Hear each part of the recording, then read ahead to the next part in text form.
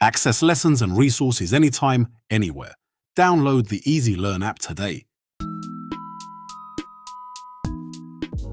Some surfaces may need to be removed before any plastering can actually be undertaken.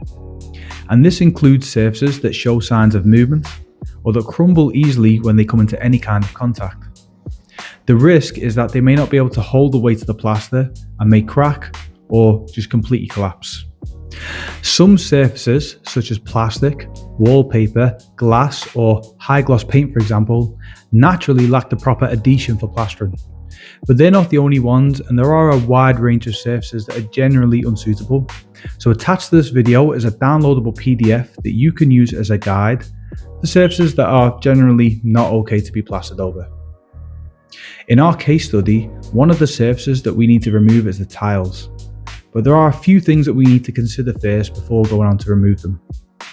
Number 1. Tiles can be heavy and the edges are mostly sharp. A tile falling from height could seriously damage something it lands on if fragile, like pipes or even other tiles. Here in our example, we have multiple water and gas pipes below the tiles which are directly in the line of fire and could potentially burst if one landed on them. We want to protect the pipes before we start to knock off the tiles, and although boxing them in might be a little bit time consuming, it's not nearly as costly and time consuming as trying to stop a pipe that is spraying out water uncontrollably. Number 2. If possible, try to pry the tiles away from the wall in a controlled manner, not allowing them to fall, especially from height.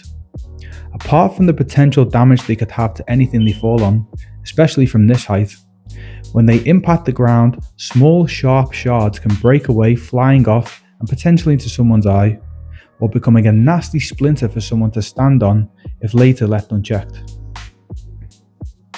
Number 3. Always expect to unearth the unexpected when removing tiles. You are going to be surprised at what previous tradesmen have used tiles to cover up, as you can see here in this old vent hole.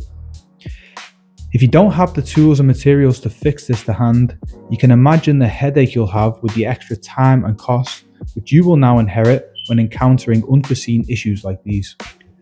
Number 4. Make sure that all of the tile adhesive is also removed. Sometimes this can be a real pain as adhesive can be particularly stubborn. So you can either chisel it away, or if it's really stubborn, give it a few knocks directly with the hammer. Number 5. Here you can see how removing the tiles has exposed a section of wall that is coming away from the masonry background. Any loose or crumbling sections like this need to first be removed and fixed, which again can mean more materials and time added on to the preparation stages.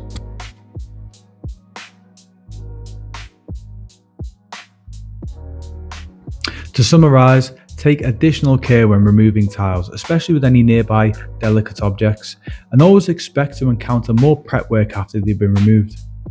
Although 90% of the time removing tiles can be straightforward, it's not uncommon that they unearth unexpected issues, which in turn adds much more time onto the preparation stages.